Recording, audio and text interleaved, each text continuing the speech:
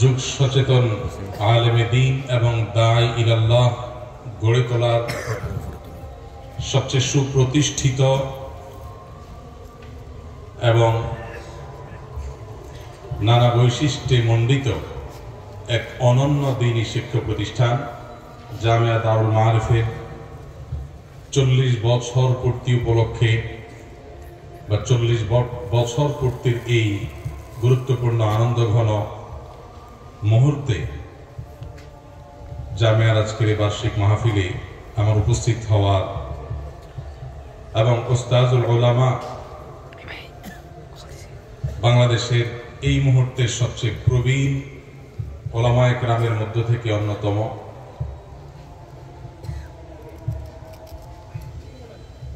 যার নামের শুরুতে আল্লামা শব্দ যথাযথভাবে ফিট হয় বলে আমার বিশ্বাস এবং ধারণা,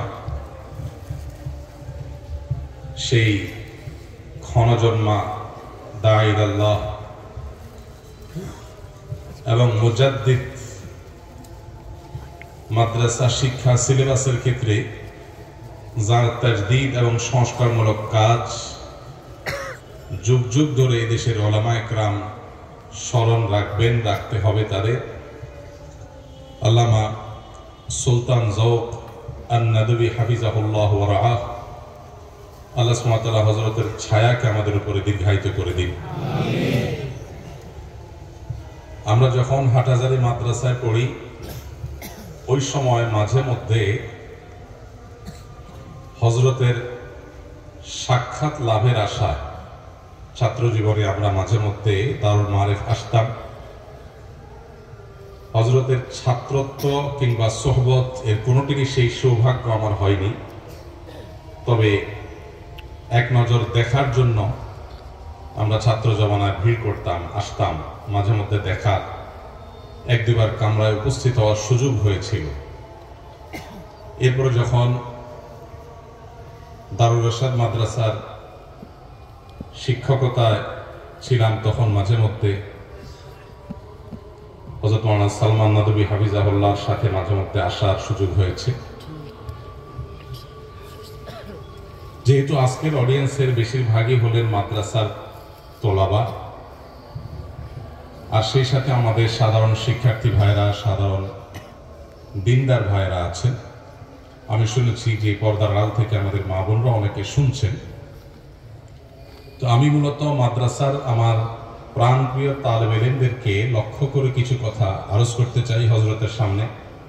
আরো আমার যে সমস্ত মুরব্বী উলামায়ে কেরাম আছেন এখানে, তাদের উপস্থিতিতে তাদের সামনে আমি সংক্ষেপে কিছু কথা আমাদের তালেব ইলমদের উদ্দেশ্যে বলতে চাই, এবং এই কথাগুলো ইনশাআল্লাহ আমাদের সাধারণ শিক্ষিত যে ভাইরা আছেন, বোনেরা আছেন, তাদেরও ইনশাআল্লাহ কিছুটা হয়তো উপকারে আসবে।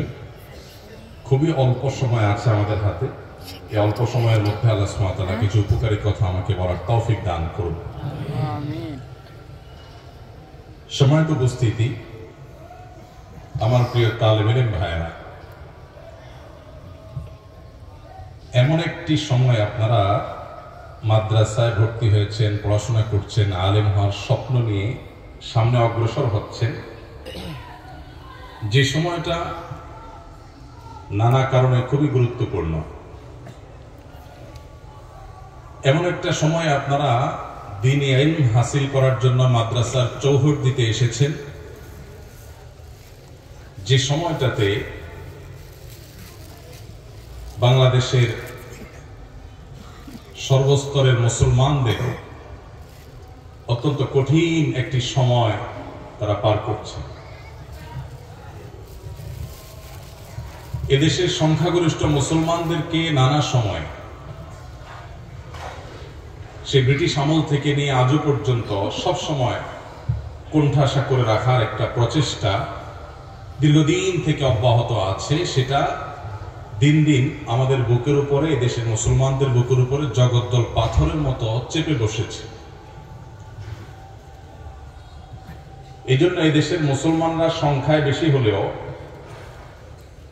সংস্কৃতিতে মুসলমানদের সংস্কৃতিকে এদেশের সংখ্যালঘুদের সংস্কৃতির মতো আচরণ করা হয়। এরকম কঠিন সময় আপনাদের হতে হবে একাধারে মুখলিস, নিষ্ঠাবান, যুগ সচেতন, সময়ের চ্যালেঞ্জ মোকাবেলার উপযোগী, কোরআন এবং হাদিসের গভীর পাণ্ডিত্য অর্জনকারী আলেমে দ্বীন। তা না হলে আগামী বাংলাদেশের যে ইতিহাস, সেটা এতটাই ভয়াবহভাবে রচিত হতে পারে যা হয়তো আমরা কল্পনা করতে পারছি। আমাদের পূর্বসূরি, আমাদের পূর্ববর্তী ওলামা একরাম, মুরব্বিয়ান আযম, আমাদের আসাতিজা একরাম, তারা অনেক কষ্ট, অনেক মেহনত, অনেক মুজাহাদা, অনেক পরিশ্রমের পর আজ এই দ্বীনে ইলম আমাদের পর্যন্ত এসেছে। আমরা এখনো পর্যন্ত সেটাকে ধারণ করার সুযোগ পাচ্ছি। আমরা যারা বয়সে তরুণ এবং তালেবুল ইলম, আমরা যদি আমাদের দায়িত্বটা সঠিকভাবে পালন করতে না পারি, তাহলে সেক্ষেত্রে আমাদের পরবর্তী প্রজন্মের কাছে এই দ্বীনে ইলম এইভাবে তাদের কাছে পৌঁছাবে না, এবং যার জন্য আল্লাহর কাছে কিয়ামতের ময়দানে আমাদের জবাবদিহি করতে হবে যে আমাদের কারণে একটা মাঝে গ্যাপ তৈরি হয়ে গেছে। আর এই জন্য কিভাবে এই যুগের চ্যালেঞ্জ মোকাবেলার উপযোগী আলেমে দ্বীন এবং দাঈ ইলাল্লাহ হিসাবে আপনারা নিজেদেরকে গড়ে তুলতে পারেন, আমি সেই লক্ষ্য বা সেই টার্গেটকে সামনে রেখে আপনাদেরকে আমার অভিজ্ঞতার আলোকে, আমার ক্ষুদ্র জ্ঞানের আলোকে, কোরআন এবং হাদিসের আলোকে আমি আপনাদেরকে কয়েকটি নসিহা আপনাদের ভাই হিসাবে পেশ করতে চাই, যেটা আমার নিজের জন্য আমি করছি। নাম্বার 1, আমাদের সবার সবকিছুর আগে আমাদের নিয়ত এবং উদ্দেশ্যকে খালেস করতে হবে, যে আমরা কেন মাদ্রাসায় ভর্তি হয়েছি। হাদিস আমাদের সবারই মুখস্থ, ইন্নামাল আমালু বিন্নিয়াত, কিন্তু এই হাদিসের উপরে আমল আমাদের কতটুকু আছে সেটাই হলো প্রশ্ন। যারা আমরা মাদ্রাসায় পড়ছি, তালেবুল ইলম আছি, প্রায় মাঝে মধ্যেই নিজেকে প্রশ্ন করবেন, আমি কেন মাদ্রাসায় ভর্তি হয়েছি, কেন পড়ছি। মাদ্রাসায় ভর্তি হওয়া এই যুগে, বিশেষ করে কওমি মাদ্রাসায়,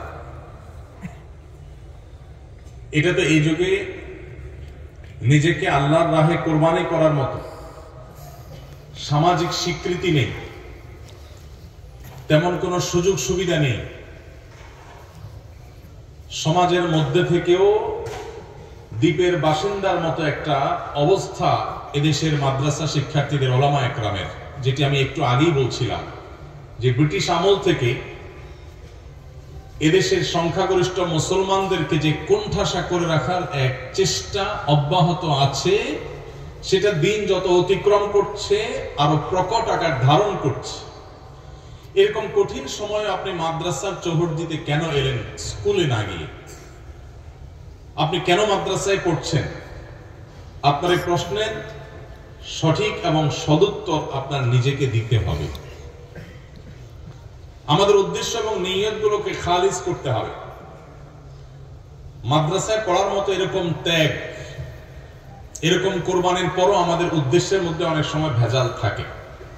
বিশেষ করে তালেবুল ইলম যারা আছেন, আজকাল মোবাইল আপনাদের বেশিরভাগকে আসক্ত করে ফেলেছে।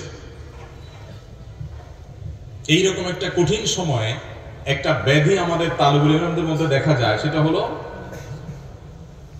মাদ্রাসায় যারা পড়েন, কওমি মাদ্রাসায় যারা পড়েন, তাদেরও একটা উল্লেখযোগ্য সংখ্যক, আমরা যখন মাদ্রাসায় পড়তাম তখন কিছু ছাত্রদের স্বপ্ন থাকতো বক্তা হওয়ার।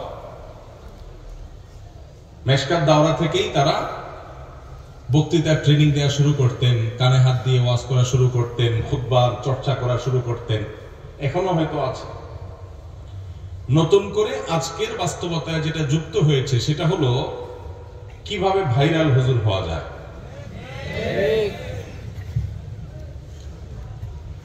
তালেবুল ইলমদের অনেকে আছেন, তাদের জীবনে একটা শখ, একটা স্বপ্ন, যে তারা যদি একটু ভাইরাল হুজুর হইতে পারতেন,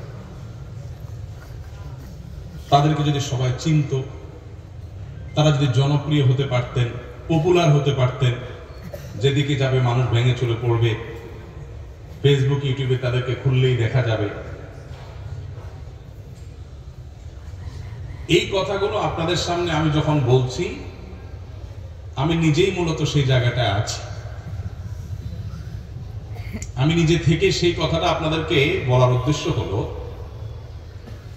এখানে আমার মুরব্বীরা, আমার উস্তাদদের উস্তাদতুল্লাহ মুরব্বীরা আছেন, তাদের উপস্থিতিতেই বলছি যে আমাদের মাদ্রাসা শিক্ষার্থীদের মধ্যে এই যে একটা শৌক, এই যে একটা আগ্রহ জেগেছে, এটাকে আমি কখনো পজিটিভলি দেখি না, আমি কখনো এটাকে ইতিবাচক ভাবে দেখি না। আমার ছেলেও মাদ্রাসায় পড়ে, হেফজ শেষ করেছে, সর্বেকা পরীক্ষার্থী।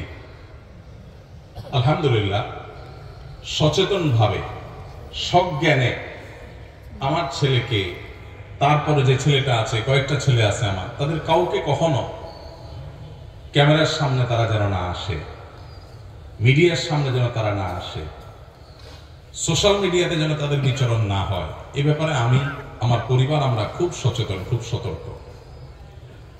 আমার ছোট ভাই বা সন্তানের মতো বয়সী আপনারা যারা আছেন আমার সামনে, সেই মাদ্রাসার ছাত্র ভাইদেরকে বলছি, এই ব্যাধি থেকে যদি আপনি বের হয়ে আসতে না পারেন, আর যা হোক উম্মার জন্য উপকারী কোনো কিছু আপনার দ্বারা কখনো সম্ভব হবে না।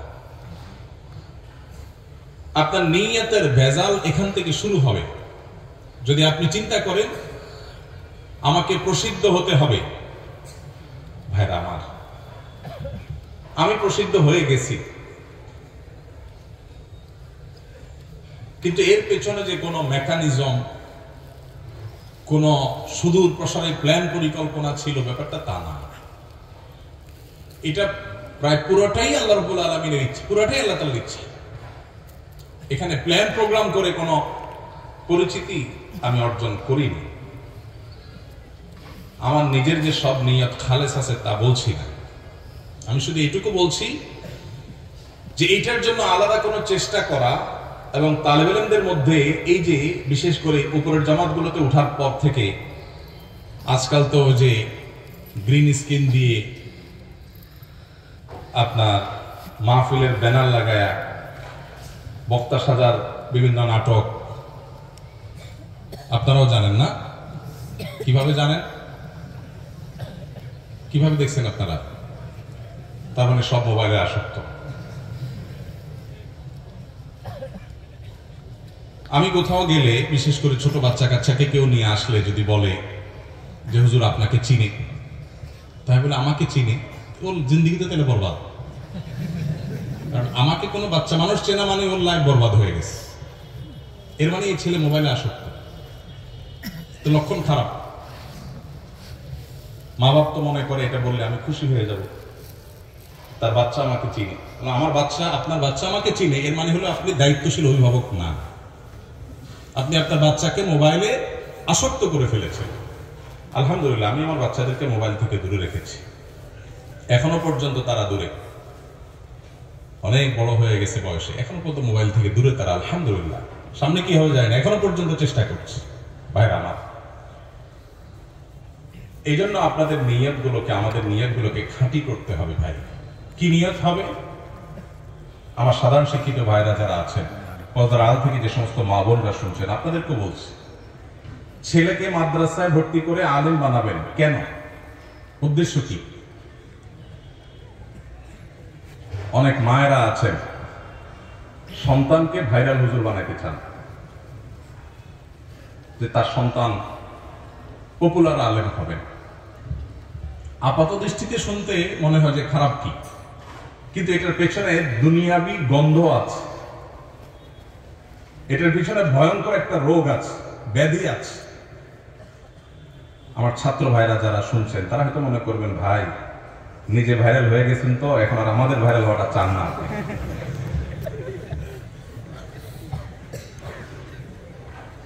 যদি কাউকে জুহুদের ওয়াজ করি, বলে ভাই আপনাদের তো অনেক হয়ে গেছে পয়সা করি, এই জন্য আমাদেরকে এখন জুহুদের ওয়াজ করেন। ভাইরা আমার, আল্লাহ রাব্বুল আলামিন আমাদেরকে দ্বীনে ইলম অর্জন করার এই নিয়ামত যাদেরকে দান করেছেন, এই নিয়ামতটা অনেক বড় নিয়ামত।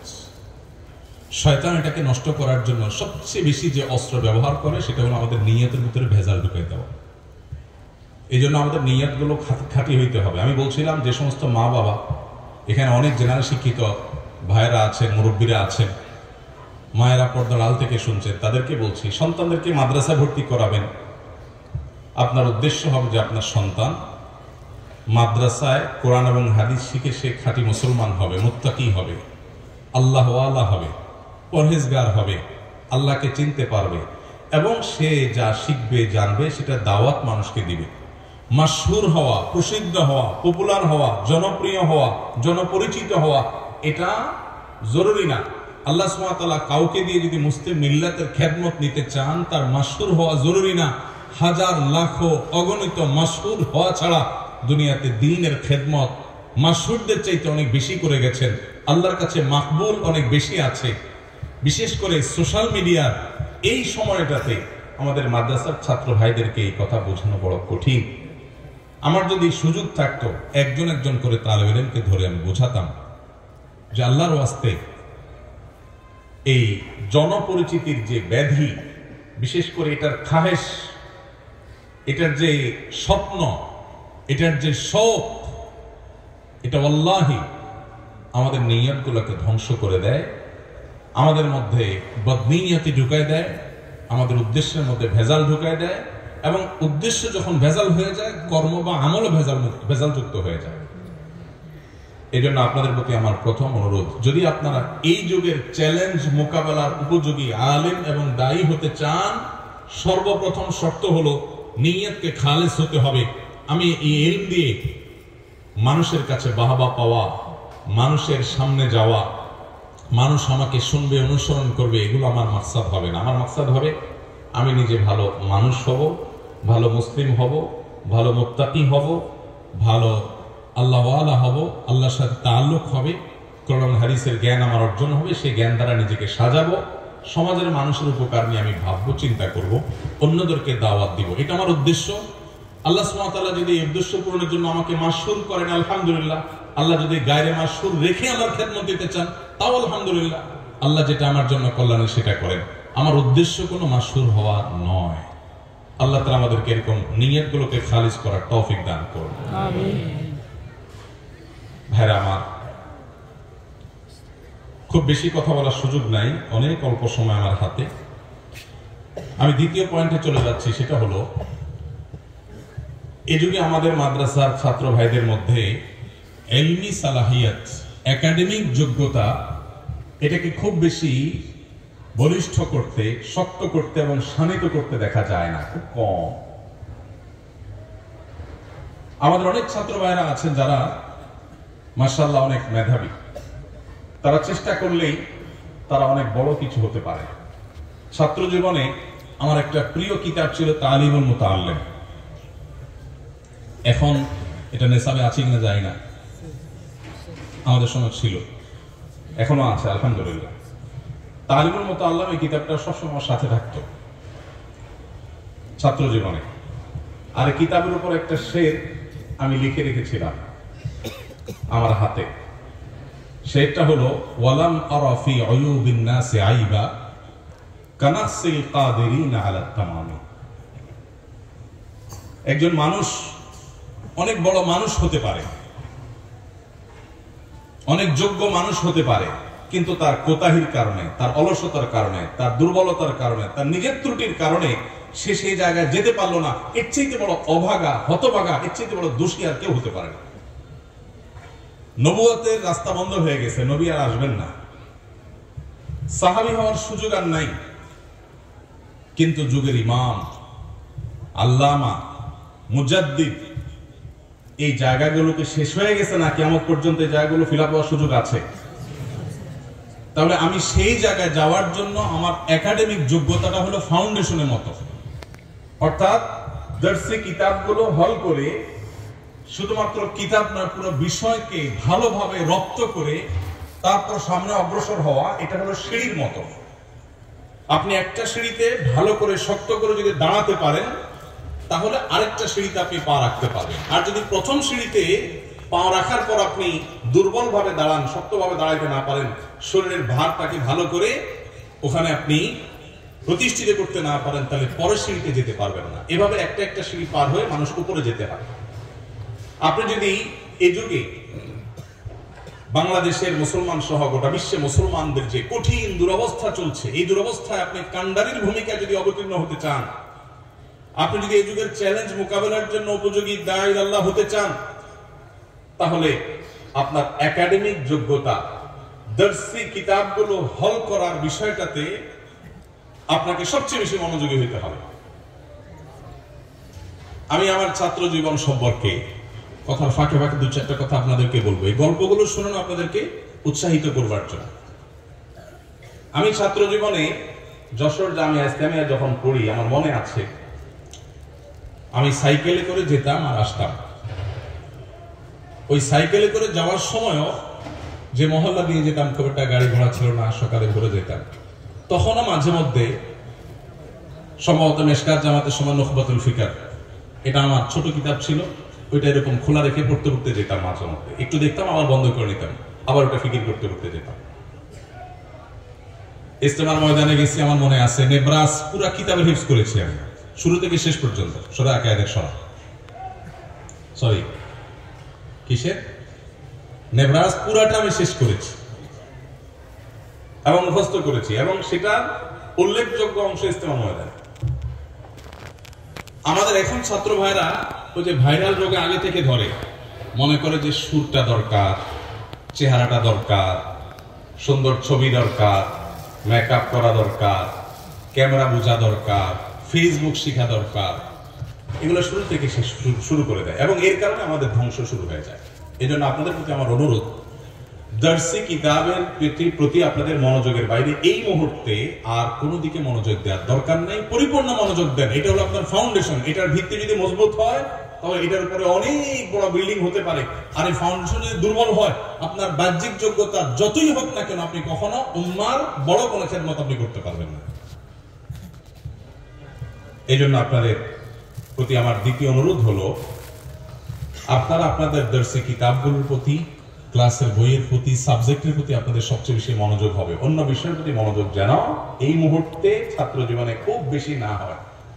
যেটুকু হবে উস্তাদদের মাথা হাতে হবে, উস্তাদদের ইরশাদ এবং তাওজীহের আলোকে হবে, নিজে থেকে না। নাম্বার 3, আমলি মশক। এটাও এখন দুর্ভিক্ষ হয়ে গেছে।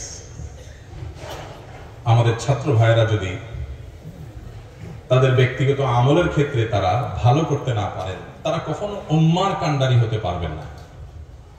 সো কল্ড আলেম হতে পারবেন, তথাকথিত আলেম হতে পারবেন, কিন্তু সে আলেম আসলে উম্মাকে, ঘুমন্ত উম্মাকে জাগানো আলেম হতে পারবে না। যদি সেটা হতে হয়, ছাত্র জীবন থেকে যে যে জামাতে আছেন, এখন থেকে আপনাদেরকে নবী করিম সাল্লাল্লাহু আলাইহি ওয়াসাল্লাম প্রতিটা সুন্নাহর বাস্তব উদাহরণ হতে হবে।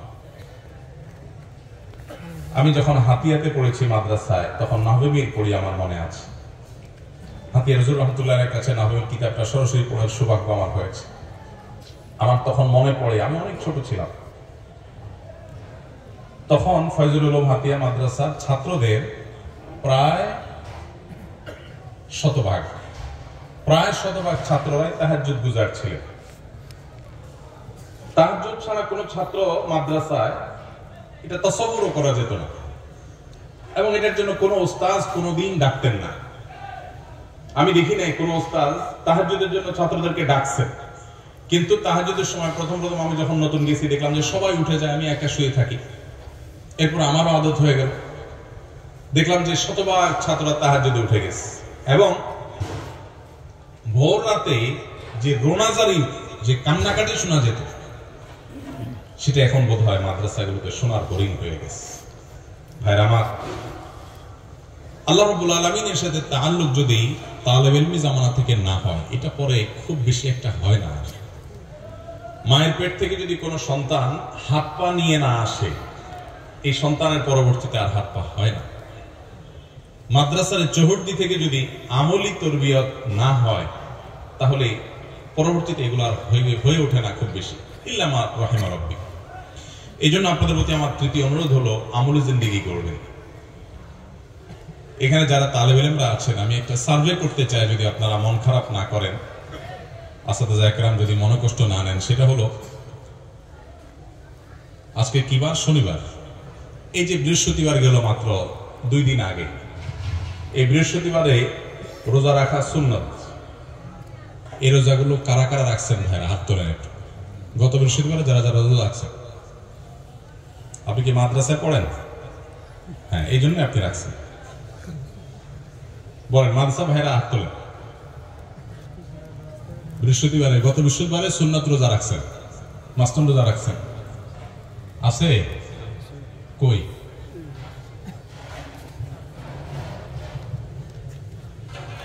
একজন আছে নাকি? আমি দেখতে পাচ্ছি এদিক থেকে। আর 2 জন, মাশাআল্লাহ। আচ্ছা, মাশাআল্লাহ। তাহলে এত তালেবের মধ্যে 2 জন ছাত্র রোজা রাখছেন। আমি আগে মাপ চেয়ে নিয়েছি কিন্তু এই সার্ভে করার জন্য। এবার আপনারা বুঝেন যে আমরা কোন জায়গায় দাঁড়ায় আছি। আপনি বলবেন যে কেন নফল রোজা রাখা কি আমাদের জন্য জরুরি এই মুহূর্তে? নফল রোজা রাখা তো জরুরি না, জরুরি হলে তার নফল হতো না। কিন্তু এই আমল আমরা যদি না করি, কে করবে? কারা করবে? আপনাদের উৎসাহ দেওয়ার জন্য বলে আমি বলছি, কিন্তু ফাঁকে ফাঁকে আমি আমার গল্প দেবো। এই গল্প দেওয়াটা আপনাদেরকে উৎসাহ দেওয়ার জন্য। গত বৃহস্পতিবারে আমাদের বাসায় যখন সবাই রোজা রাখার জন্য সবাই সাহারি খাচ্ছে, সন্ধ্যা রাত্রে শোয়ার সময় যখন প্ল্যান হয়, তো আমার 10 বছরের ছেলেটাও রোজা রাখবে। আমরা বলছি না, রাখার দরকার নেই। সাধারণত নামাজের জন্য উঠাইতে তারা কষ্ট হয়ে যায়, কিন্তু মাশাআল্লাহ এক ডাকে উঠে সিঁড়ি সাহারি খেয়ে নেবে এবং রোজা রয়েছে। এখন আমরা মনে করি যে না খাইলে বা রোজা রাখলে আমার বোধহয় পড়াশোনাতে ঘাটতি হবে। কেন পড়াশোনা কেন ঘাটতি হবে? খানা না খাইলে, খানা যত কম খাওয়া যায়, মানুষের শরীরে আমলে ইবাদতের এনার্জি তত বেশি হয়।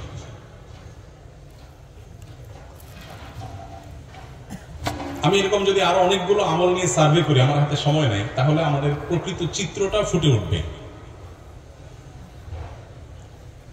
আমার ছাত্র জীবনে, আমি তো অনেক ছোট ছিলাম তখন, হাতিয়ার কথা যখন বলছি, আমার মনে পড়ে যে আমাদের ছাত্র ভাইয়েরা, এরকম ছাত্র ভাইয়েরা অনেকেই ছিলেন যারা তাদের আমল দেখে, আমলের পরিবেশ দেখে, আমরা যারা বাহির থেকে আসছি, মাদ্রাসার ভিতরে ঢোকার পর আমল পরিবর্তন হয়ে গেছে, যে আমি কোন জায়গায়, তারা কোন জায়গায়। ভাইরা আমার, আমাদের অনেক ছাত্র ভাইরা আছেন যারা আমাদের ব্যক্তিগত যে নফল আমল, এমনকি গুনাহ থেকে বেঁচে থাকার যে আবশ্যকীয়তা আছে, এটা আমরা অনেক ছাত্র ভাইরা বুঝি না। একটা সার্ভে করলে আপনারা এখানে কেউ হয়তো আমাকে সাড়া দিবেন না, সেটা হলো মাদ্রাসায়, এই মাদ্রাসায় কি মোবাইল রাখার অনুমতি আছে? নাই, নিষিদ্ধ। এরপরেও তলে তলে রাখেন, এরকম যারা আছেন তারা কি হাত তোলার হিম্মত আছে এখানে? নাই। অতএব এই অসাধ্য সাধন করার দরকার নেই। থাক, এটা নিয়ে আমরা আলোচনায় না যাই। কিন্তু আপনি একটু বলেন তো, মাদ্রাসার নিজামে যখন কোনো কিছু নিষিদ্ধ হয়, সেই নিষিদ্ধটা মানাটা আমাদের জন্য জরুরি নাকি জরুরি না? শরআন জরুরি কি জরুরি না? এই যে নিষিদ্ধটা আমরা অমান্য করি, আর যদি কারোর কাছে থাকেও, নিশ্চয়ই তিনি কোনো ধনাই ফনাই করে, কোনো ছল ছাতুরি করে সেটাকে লুকাবার চেষ্টা করে। এটা কি মুসলমান সুলভ কাজ? আমার কথা কি বুঝতে পারছেন? আপনারা কষ্ট পাচ্ছেন বেশি? আপনারা মনে করছেন যে আমি শুধু পাম্পট্টিমূলক কথা বলে চলে যাব, অপারেশন করবো, এটা চিন্তা করেন। ভাইরা আমার, একজন তালেবুল ইলম কি মিথ্যা কথা বলতে পারে? পারে না। মাদ্রাসার জিন্দেগি থেকে যদি আমাদের মধ্যে তাকওয়া চর্চা না হয়, আমি আগেই বলছি, বাকি জিন্দেগিতে তাকওয়া চর্চা এটা খুব কঠিন। এই জন্য আপনাদের এখন থেকে প্রতিজ্ঞা করতে হবে কোরআনে যা পড়ছেন, হাদিস থেকে যা পাচ্ছেন, ওস্তাদদের থেকে যা শিখছেন, এটার আমল এখন থেকে শুরু হইতে হবে, আজকে থেকে শুরু হইতে হবে, শতভাগ শুরু হইতে হবে। কোন প্রকার কোতাহি করা যাবে না। কোন ছাত্র ভাই কি করছে, কেউ করছে না, সেটা আপনার দেখার দরকার না, আপনি একা করবেন। মনে রাখবেন, যুগ পরিবর্তনের জন্য হাজার হাজার মানুষের প্রয়োজন হয় না, অল্প সংখ্যক মানুষের প্রয়োজন হয়। আপনি ফরিদুকা ফি হাদাল আসর ফি হাদিল মাদ্রাসা হন, যে আপনি একা, অনন্য, অন্য কেউ হয়তো করে না। এখানে জুতা রাখার কি তরতিব আছে জানি না আমি, বা মসজিদে যাওয়ার সময় জুতা, বাইরে কিছু জুতা তো থাকে, তো বাইরে হয়ে এসে যেটা রেডি পান ওইটা পায়ে নিয়ে দৌড় দেওয়ার রোগ আছে অনেক তালেবের মধ্যে। একজন বলছে বহুত বহুত, তার মানে অনেক রোগ আছে। আচ্ছা, এটা কি শরআন জায়েজ কাজ না নাজায়েজ কাজ? জায়েজ। কারোর জিনিস তার অনুমতি নেওয়া ছাড়া জায়েজ আছে? কিন্তু এটা যখন আমরা করছি, আমাদের মধ্যে এই ভাবনাই নেই, আমাদের মধ্যে এই অনুভূতিই নেই, এই আহসাসই নেই যে আমি একটা গুনাহের কাজ করছি।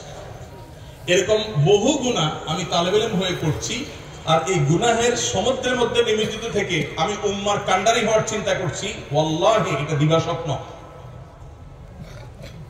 এগুলো হয়তো ছোটখাটো বিষয় আপনার কাছে মনে হয়, কিন্তু ছোটখাটো বিষয় না। ইমানদারের জিন্দেগিতে কোনো ছোটখাটো বিষয় বলতে কিছু নেই ভাইরা আমার। সেজন্য তৃতীয় যে অনুরোধটা আপনাদের প্রতি আমার থাকবে, সেটা হলো কোরআন এবং হাদিসের বাস্তব উদাহরণ হয়ে যান। কোরআন এবং হাদিসের একেবারে মূর্ত প্রতীক হয়ে যান, বাস্তব নমুনা হয়ে যান। যা জানবেন সেটা এখন থেকে আমল শুরু করে দিবেন, যেটা যখন শিখছেন শুনছেন সেটা তখন থেকে আমল শুরু করে দিবেন। আল্লাহ তাআলা আমাদেরকে আমলের তৌফিক দান করুন। আমার হাতে সময় থাকলে এই পয়েন্টে আর অনেক কথা বলা দরকার ছিল, কিন্তু সময় নাই আমার হাতে, আর কয়েক মিনিট সময় আছে। শুধু এটুকু বলবো যে ভাইরা আমার, আমলের বড় দুর্ভিক্ষ চলছে, বড় দুর্ভিক্ষ চলছে। শেষ কবে আল্লাহর কাছে রোনাজারি করে কেঁদেছেন? আমি যদি এখন জিজ্ঞেস করি, হয়তো অল্প সংখ্যক ভাইদের হাত উঠবে, কিন্তু এটা দুর্ভাগ্যজনক। আপনি তো হাকিউল উম্মাত আশরাফ আলী থানভী রাহমাতুল্লাহি আলাইহি, আবুল হাসান আলী আন-নাদভী রাহিমাহুল্লাহ তাআলা, আপনি তো ইবনে তাইমিয়া রাহিমাহুল্লাহ, আপনি যুগশ্রেষ্ঠ ইমামদের মতো মুসলিম উম্মার উদ্ধারকারী, ত্রাণকর্তা হিসেবে নিজেকে আবির্ভূত করতে চান, দাঁড় করাতে চান। তাহলে আপনার আল্লাহর সাথে কানেকশনটা, তাআল্লুকটা, সম্পর্কটা কত গভীর হতে হবে, এটা আপনি চিন্তাও করতে পারছেন। আপনার অবসরের সময়গুলো মোবাইল ফোনে, সোশ্যাল মিডিয়াতে বিচরণ করার কথা আপনার তাসাউরুরেও আসা উচিত না। আপনার অবসরের সময়গুলো আল্লাহর সাথে আপনার কথা বলে দোয়ার নাজারের মধ্যে কাটানো উচিত। আমাদের মাদ্রাসার ছাত্র ভাইদের অনেকে আছে যে গত 2-4-6 মাসেও চোখের পানি ফেলে 5 মিনিটের জন্য আল্লাহর কাছে আহাজারি করার তৌফিক হয়নি। এই কপাল পোড়া কখনো ভালো আলিম হবে, দাঈ আল্লাহ হবে, উম্মার ত্রাণকর্তা হবে, উম্মার উদ্ধারকারী হবে, উম্মার রাহবার হবে, এটা কখনো তাসাউরও করা যায় ইল্লা মা রাহিমা রাব্বি। এজন্য ভাইরা,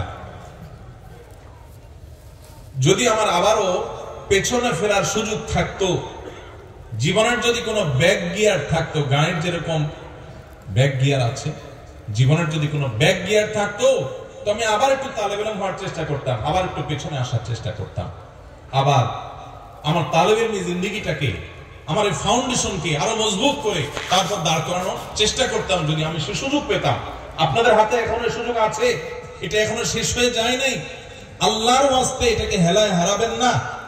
সব কিছু বাদ দিয়ে আপনার দর্শে কিতাব পড়াশোনার প্রতি মনোযোগী হন, আর জগৎ থেকে এই মুহূর্তে অন্ধ থাকেন। আপনার কোনো সোশ্যাল মিডিয়ার বিচরণ আপনার জন্য জায়েজ নাই।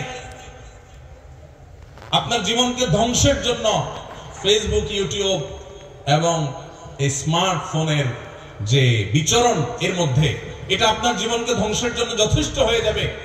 আপনি তো মাদ্রাসার ছাত্র, স্কুল কলেজের ছাত্র, জীবনের জন্য ধ্বংসের জন্য যথেষ্ট, আর সেখানে আপনি মাদ্রাসার ছাত্র।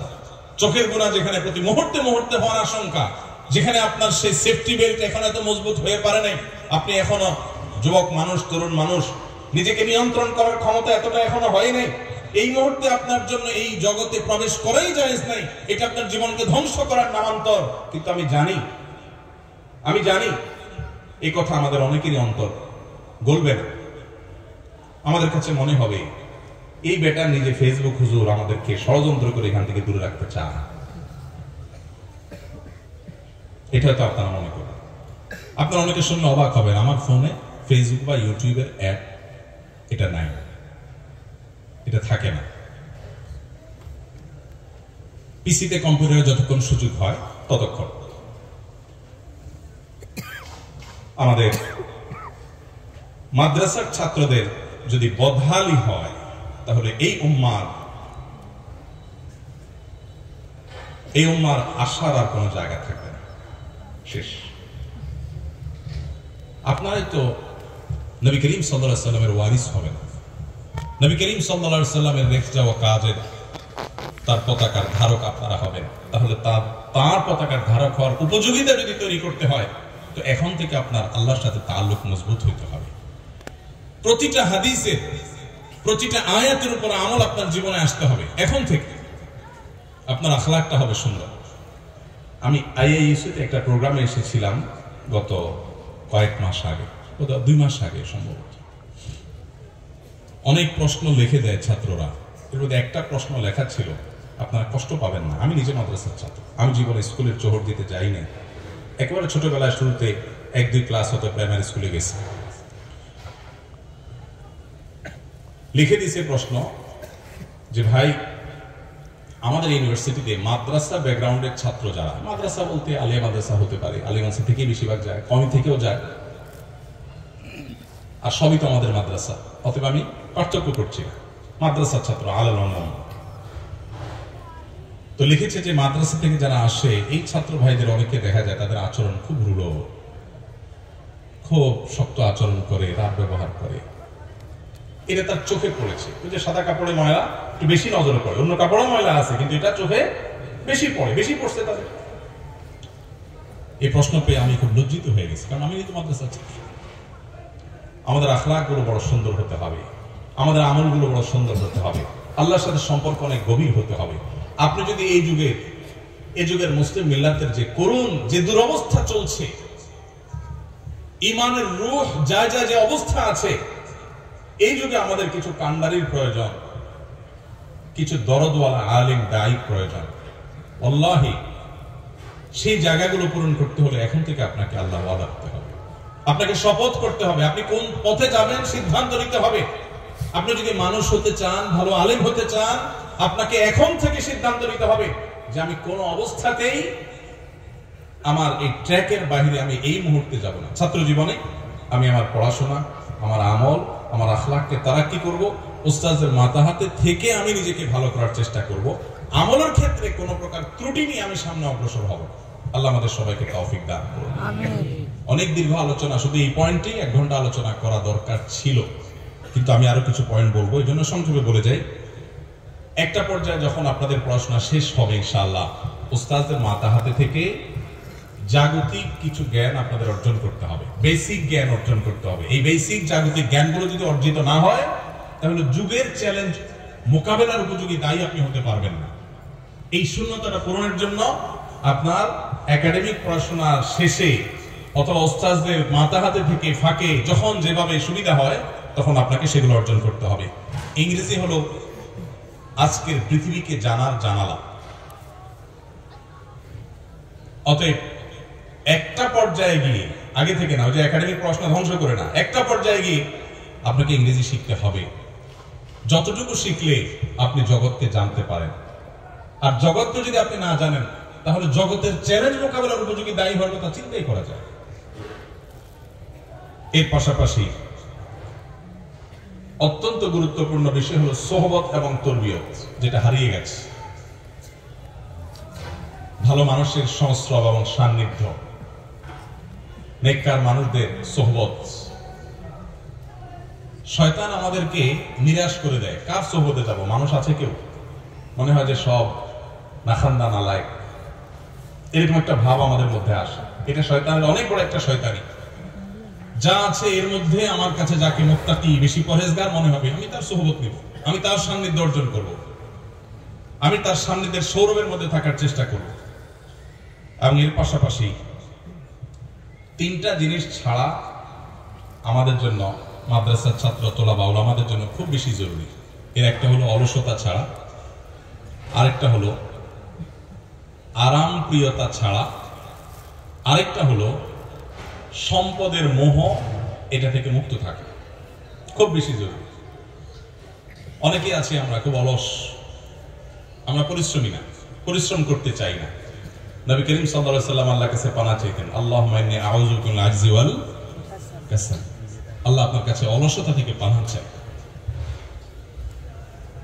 একজন মুসলমান কখনো অলস হতে পারে না, তার জিন্দেগিতে অলসতা কখনো পেতে পারে না। কিন্তু আমরা অনেক ছাত্র ভাইরা আছি, অনেক ওলামারা আছি, আমাদের হাব ভাব, আমাদের বডি ল্যাঙ্গুয়েজ, আমাদের উঠা বসা, আমাদের গতি প্রকৃতি, এগুলোর দিকে তাকালে বোঝা যায় যে অলসতা আমাদের মধ্যে ঝেঁকে বসেছে। আমাদের উদ্দেশ্যহীন ঘুম, উদ্দেশ্যহীন সোশ্যাল মিডিয়ার বিচরণ, ঘন্টায় ঘন্টা সময়ের অপচয়, আড্ডা, গল্প, জিন্দেগিকে বরবাদ করা, এগুলো আমাদের মধ্যে আজ ব্যাপক আকার ধারণ করেছে। প্রিয় ভাইরা আমার, আপনারা যদি যুগের ইমাম হতে চান, আপনারা যদি যুগের এই চ্যালেঞ্জ মোকাবেলার জন্য নিজেদেরকে উপযোগী করতে চান, তাহলে সেক্ষেত্রে এই তিনটা জিনিস শুধু এখন নয়, সারা জীবনের জন্য ত্যাগ করার নিয়ত করতে হবে। অনেকে আছেন একটু নতুন ফারাক হয়েছে, আমাদের অনেক ছাত্র আছে যে হয়তো আমার কাছে বিভিন্ন কিতাব পড়ছে, আমি দেখি সে 2-3 খাদেম নিয়ে চলে। আমি গতকালকে যশোর সফর একা একা চলে আসছি, তো অন্য সাথী ভাইরা যারা আছেন তারা দেখে বলছে সাথে কেউ না, আমি না সাথে তো কেউ নেই। সাথে কেন লাগবে, আমি তো বুড়া মানুষ নাকি? বলে না ব্যাগ ধরার জন্য, ব্যাগ কয় কেজি ওজন? 50 কেজি ওজন না তো, আর 50 কেজি ওজন তো টানা যায় আজকে। আমরা অনেক আরামপ্রিয় হয়ে গেছি, এ বিষয়ে অনেক কথা বলা দরকার। শুধু এটুকু বলি যে খাদেম সর্বস্ব জীবন গড়বেন না। ছাত্ররা উস্তাদদের খেদমত করবে, ছেলেরা বাবার খেদমত করবে, ছোটরা বড়দের খেদমত করবে, এটা তাদের ফরিজা, কিন্তু আপনার ভিতরে চাহাত থাকবে না। অনেক ছাত্র ভাইরা আছে মেশকাত দাওরা থেকেই মুসে তাও দেওয়া শুরু করেন যে আর 1 বছর পরে আমার সামনে একজন, পিছনে একজন, ডাইনে একজন, বামে একজন, খাদেম আর খাদেম আমি বেষ্টিত থাকবো। ভাইরা আমার, অলসতা এবং আরাম প্রিয়তা আর দুনিয়ার মোহ, এগুলো আমাদের ওলামাদের জন্য এখন মহামারী আকার ধারণ করেছে। দুনিয়ার মোহর কথাটা এই জন্য বললাম যে অনেকে আছেন তাদের জীবনে বড় ফিকির, যে বললাম বক্তা হইতে হবে, মেশকাত দাওরা গেলে বক্তা হইলে লাভ বেশি, পয়সা বেশি, বক্তাদের ইনকাম বেশি। আমি ঢাকায় যখন দারুল ইরশাদ মাদ্রাসায় পড়াই শুরুর দিকে, আমার তখন মাদ্রাসা থেকে আমি বেতন পেতাম শুরুর দিকে 2800 টাকা, পরে 3000 টাকা। এই অবস্থা আমি বিবাহ শাদী করেছি। এরপরে মসজিদের ইমামতের জিম্মাদারি আসলো, সেখান থেকে সামান্য কিছু টাকা পাইতাম, আলহামদুলিল্লাহ এটা দিয়ে চলছে। বহুদিন এমন হয়েছে যে একটা ডিম 2 ভাগ করে বা 3 ভাগ করে সবাই মিলে খেয়েছি। আমার আলিয়া আমরা এখনো আলাপ করি, একদিনের জন্য আমাদের নিজেদেরকে অভাবী মনে হয় না, আলহামদুলিল্লাহ। অভাবটা একটা মনের ব্যাপার। নবী করিম সাল্লাল্লাহু আলাইহি ওয়াসাল্লাম বলেছেন, লাইসাল গিনা বিকাসরাতিল আরদ ওয়ালাকিন্নাল গিনা গিনান নাফস। অনেক সম্পদ হলে মানুষ ধনী হয় না, ধনী হওয়াটা মনের ব্যাপার। আমার যা আছে এটাতে আমি হ্যাপি, আলহামদুলিল্লাহ। আমি কারোর সাথে কম্পেয়ার করি না, আমি অন্যের চাইতে নিজেকে ছোট মনে করি না, তুচ্ছ মনে করি না, এবং সেটার সাথে কম্পেয়ারই করতে চাই না আমি। এটা হলো সচ্ছলতা। আর লাখ লাখ কোটি কোটি টাকা থাকার পরও আমার চাইতে আরো বড় জিনিস, তার দিকে তাকায় নিজেকে অভাবী মনে হয়, এটা হলো ফকিরগিরি, অভাবী। তো যারা নবীদের ওয়ারিস হবেন, যারা দাঈ আল্লাহ হবেন, তাদের মধ্যে এই মাল কামানোর চিন্তা, সম্পদশালী হওয়ার বাসনা থাকবে না। আল্লাহ সুবহানাহু ওয়া তাআলা দিয়ে দিয়েছেন, হয়ে গেছে, ভিন্ন বিষয়। কিন্তু নিজে থেকে এটার জন্য আগ্রহ এবং পাগল করা থাকা, লালায়িত থাকা, এটা কোনো ওয়ারাসাতুল আম্বিয়ার শান হতে পারে না। এটা আপনাদের জিন্দেগিতে প্রোফাইল থেকে এখন থেকে এটাকে মুছে নেন, যেটা আমার জীবনের টার্গেট না। আল্লাহ সুবহানাহু ওয়া তাআলা রাজ্জাক, অতএব তিনি আমাকে পালবেন, কখনো কষ্টে কখনো সুখে দিন যাবে। এটা বিষয় না, আমি আমার মিশন নিয়ে সামনে আগাবো। দেখবেন আল্লাহ তাআলা অনেক খেদমত দিবেন। নজরকে বড় করেন, নজরকে উঁচু করেন, দুনিয়া এবং তুচ্ছ বিষয়ের প্রতি নজর রাখবেন না। আল্লাহ আমাদেরকে তৌফিক দান করুন। সেই সাথে আল্লাহ যখন ফারেগ হওয়ার তৌফিক দিবেন, এমনকি তালেবে ইলমি জামানাতেও যাদের সুযোগ আছে, সবার জন্য বলছি না, কিছু কাজ বিনা পয়সায় করার চেষ্টা করবেন। আল্লাহ যখন ফারাগাতের পরে তৌফিক দিবেন, দাওরা হাদিস শেষ করে, তাফাসসুর শেষ করে যখন আমলে যাবেন, খেদমতের ময়দানে যাবেন, দুই একটা কাজ হলেও রাখবেন এমন যে এটার কোনো পয়সা নেবেন না। হাল্লাকা সিররুন ইনদাল্লাহ, এর মধ্যে থাকবে যেটা আমি আল্লাহর জন্য শুধু করছি। টাকা নিয়ে করলেই যে আবার গায়রুল্লাহর জন্য হয়ে যাচ্ছে, আমি তা বলছি না।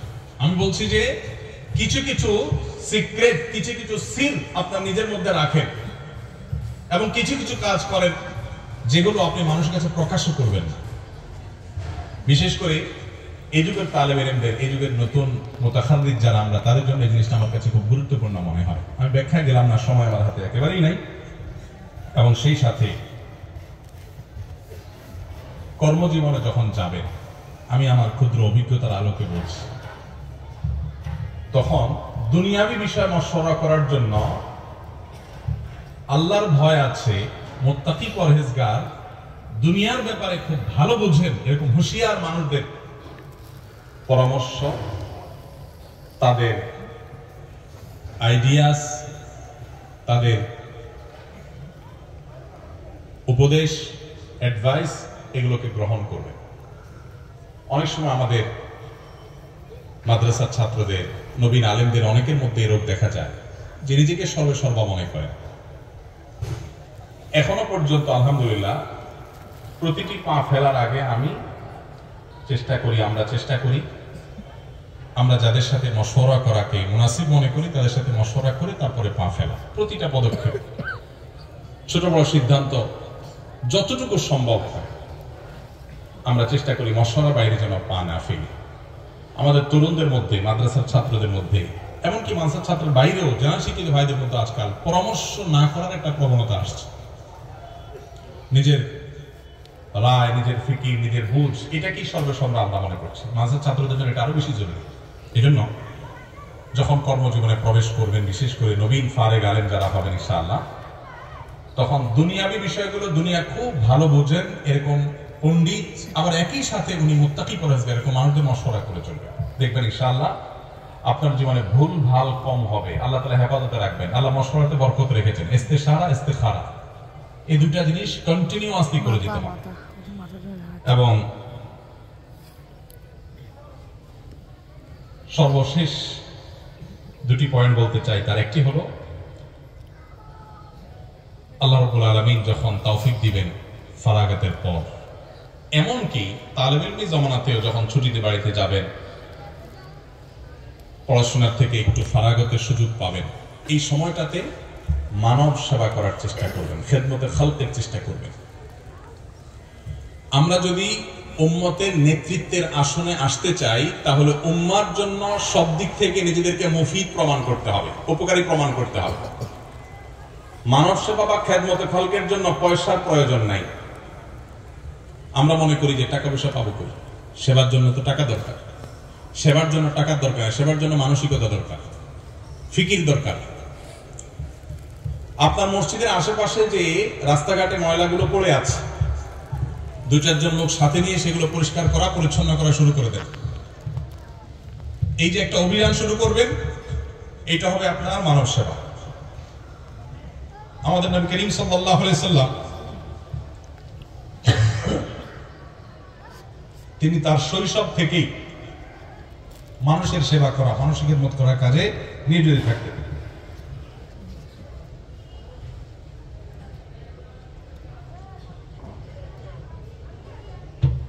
আমরা অনেকেই আছি যে আমরা মনে করি সেবামূলক কাজ করা মানে অনেক পয়সা করির ব্যাপার। ওলামা একরাম যদি মানব সেবায় মনোযোগী না হন, কারা মনোযোগী হবে? আপনি যদি আপনার সাধ্য অনুযায়ী গরিব অভাবী মানুষের পাশে দাঁড়ান, যখন কোন মসজিদে আল্লাহ তাআলা জিম্মাদারি দিবেন, ওই মসজিদে শুধুমাত্র ধনীদের তালিকা থাকবে না, গরিবদের তালিকা যেন থাকে। ধনীরা কে কয় বস্তা সিমেন্ট দিবে, কে কত টাকা দিবে মসজিদের জন্য, শুধু সেই তালিকা যেন না থাকে, গরিবদের জন্য তালিকা থাকে। এবং গরিবদের অভাব মোচনের জন্য আপনার নানাবিধ উদ্যোগ থাকা দরকার, নানাবিধ কাজ থাকা দরকার। এই পয়েন্টে আমি আবারও যদি কখনো সুযোগ পাই ইনশাআল্লাহ কথা বলবো, আজকে আর কথা বাড়াচ্ছি না। শুধু এটুকু বললাম যে আমাদেরকে উম্মতের সেবামূলক কাজের নেতৃত্ব আমাদের হাতে নিতে হবে। আজকে আসুন্নাহ ফাউন্ডেশন দেখেন আপনারা বা শুনেন, আল্লাহ রাব্বুল আলামিন আমাকে যখন বুঝজ্ঞান দিয়েছেন তখন থেকে আমি চেষ্টা করতাম কিভাবে মানুষ উপকার করা যায়, কিভাবে একটা ভালো কাজ করা যায়, কিভাবে একটা খেদমতে খাল করা যায়। এর আগে আমি বিভিন্ন জায়গায় বলেছি,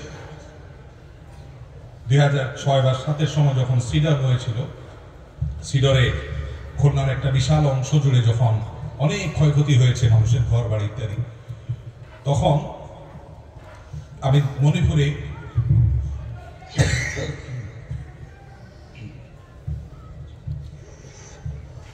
বাইতুল ফলা মসজিদে তখন আমি জিম্মাদারিতে ছিলাম। এখন মাওলানা ওমর কুব্বাদি সাহেব সেখানে আছে, ওনাকে আমি রেখে গেছিলাম। তো ওখান থেকে মুসল্লিদেরকে উদ্বুদ্ধ করে তখনকার সময় 1,16,000 টাকা সম্ভবত কালেকশন করে পুরাতন কাপড় চোপড় নিয়ে মসজিদ কমিটির লোকদেরকে আবার সাথে নিয়ে, কারণ টাকা পয়সা হুজুর মানুষ একা একা নেব, ওনাদেরকে সাথে নিয়ে তারপর সে এলাকায় আমরা গিয়েছি। বিভিন্ন মসজিদ নির্মাণ, বিভিন্ন কাজ পরবর্তীতে এই ধারাবাহিকতা আমরা করেছি। আর ওই টাকাগুলো নগদ মানুষকে বিতরণ করে আসছি। তখন কিন্তু আমার এতটা সব সামর্থ্য ছিল না। তো এই জন্য আমি শুধুমাত্র আপনাদেরকে বলবো, জীবনে নিয়াত করে না, আল্লাহ যখনই তৌফিক দিবে মানুষের সেবা করার খেদমতে খাল করবেন ইনশাআল্লাহ, চেষ্টা করবেন না ইনশাআল্লাহ। আহাব্বুন নাসি ইলাল্লাহি আনফাহুম লিন-নাস, আল্লাহর কাছে সবচেয়ে প্রিয় মানুষ যে মানুষের জন্য সবচেয়ে বেশি উপকারী আসে। আর সবচেয়ে বেশি উপকারী হওয়ার জন্য আপনার পয়সা কড়ির প্রয়োজন নাই। আল্লাহ যতটুকু সামর্থ্য দিয়েছেন ততটুকু দিয়ে শারীরিক পরিশ্রম দিয়ে শুরু করবেন। নবী করিম সাল্লাল্লাহু আলাইহি সাল্লামকে গারে হেরা থেকে আসার পর যখন তিনি ভড়কে গেলেন জিবরিল আলাইহিস সালামের চাপে, মাদান খাদিজা রাদিয়াল্লাহু তাআলা তাকে সান্ত্বনা দিয়ে কি বলেছিলেন? কাল্লা লা ইউযিকাল্লাহু আবাদা, আল্লাহ কখনো আপনাকে বেইজ্জত করবেন না, কারণ আপনি মানুষ উপকার করেন। যে কয়টা পয়েন্ট বলেছেন সবগুলোর খোলাসা কি? মানব সেবা করেন। কারণ নবী সাল্লাল্লাহু আলাইহি সাল্লাম তিনি তাবলাল বাসা বুঝা গেল নবুয়তের দায়িত্ব বুঝে পাওয়ার আগে তার পুরো সময়টা সেই শৈশব থেকে কৈশোর থেকেই কিন্তু তিনি মানব সেবা করতেন, মানুষের খেদমত করতেন। আজ আমাদের উলামা একরামদের এই কাজে আরো বেশি বিচরণ বাড়াতে হবে, এটা অনেক কম আমাদের এখনো। সবাইকে একটা সুন্নাহ ফাউন্ডেশনের মতো প্রতিষ্ঠানের চেয়ে বড় প্রতিষ্ঠান গড়ে তুলতে হবে। এদেশের মানুষের উপকারে কল্যাণে নিজেদেরকে প্রতিষ্ঠিত করতে হবে। আল্লাহ আমাদেরকে তৌফিক দান করুন। শেষ পয়েন্ট হলো উম্মার ঐক্য প্রয়াসী হতে হবে। আমরা বহু ভাগে বিভক্ত। এদেশের গুটি কতক নাস্তিক, সামান্য কিছু ইসলাম এবং মুসলমান বিদ্বেষীরা আমাদেরকে ক্রীড়ানকের মতো আমাদেরকে নিয়ে খেলা করে। তারা আমাদের সবকিছুকে নিয়ন্ত্রণ করে। আমার শিক্ষার্থীরা স্কুলে কি পড়বে তারা ঠিক করে দেয়, কোন আইনে আমার দেশ চলবে তারা ঠিক করে দেয়। বিদেশিদের এক একটা এজেন্ডা, লক্ষ লক্ষ কোটি কোটি টাকা তাদের কাছ থেকে পেয়ে সেটা এদেশে পুশ করার চেষ্টা করে। এদেশের মুসলমানরা সংখ্যায় গরিষ্ঠ হলেও সংস্কৃতিতে আমরা সংখ্যালঘু হয়ে আছি। এর যদি 5টা প্রধান কারণ আপনি বের করেন, এর অন্যতম বড় কারণ হলো আমাদের অনৈক্য, আমাদের বিভক্তি, অপ্রয়োজনীয় বিভক্তি। আজ আমাদের ইত্তেহাদ মাআল ইখতিলাফ, বৈচিত্র্যপূর্ণ ঐক্য, মতভেদ থাকা সত্ত্বেও ঐক্যের জায়গাগুলোতে কাঁধে কাঁধ মিলিয়ে কাজ করবার সময় এসেছে। আর না হলে আমরা যে গভীর অতল তলে হারিয়ে যাচ্ছি, এখান থেকে উঠার কোনো সুযোগ হয়তো থাকবে না। এই জন্য আপনাদের প্রতি আমার অনুরোধ, আল্লাহ তাআলা আপনাদেরকে যখন তৌফিক দিবেন, বাদাল ফারাগা, আপনারা ইনশাআল্লাহ পড়াশোনা শেষ করার পর উম্মার ঐক্য প্রয়াসী থাকবেন। আমি আপনার আদর্শে, আমি আপনার চিন্তা চেতনায় আপনাকে এক চুলো ছাড় দিতে বলি নাই। আপনার আদর্শ, আপনার চিন্তা চেতনা, আপনার মাসলাক মানহাজ আপন জায়গায় ঠিক রেখেও ভিন্ন মতের মানুষের সাথে, মুসলমানের সাথে একটু হাসতে শিখেন, একটু বসতে শিখেন, একটু মুআনাকা করতে শিখেন, একটু মুসাফাহা করতে শিখেন। আজ কট্টর সেকুলারদেরকে আমরা অনবোর্ড করতে, তাদের সাথে কাঁধে কাঁধ মিলাতে হিকমতের নামে, কৌশলের নামে আমাদের কোনো দ্বিধা হয় না। আমার আহলে কিবলা মুসলিম ভাইয়ের সাথে আমার মিশতে আমার দ্বিধা হয়, এই দ্বিধাটা দূর করতে হবে। বেশিরভাগ ক্ষেত্রে আমি আবারও বলছি, আমার চিন্তা চেতনা আদর্শে কোনো ছাড় দিয়ে নয়, সেটা আপন জায়গায় ঠিক রেখেও উম্মার ঐক্য প্রয়াসী হওয়া যায়। আল্লাহ আমাদেরকে সেই কাজটা সঠিকভাবে করার তৌফিক দান করুন। আমি মুরব্বীদের সামনে একটু বেশি কথা বলে ফেলেছি, জোরে কথা বলে ফেলেছি, ভুল কিছু বলে থাকলে হুজুররা ইনশাআল্লাহ ইসলাহ করবেন। আমার যেহেতু সময় একেবারে কম, ফ্লাইট ধরতে হবে, সেজন্য আমি আপনাদের কাছ থেকে বিদায় নিচ্ছি। যদি আমি কোনো বেয়াদিমূলক কথা বলে থাকি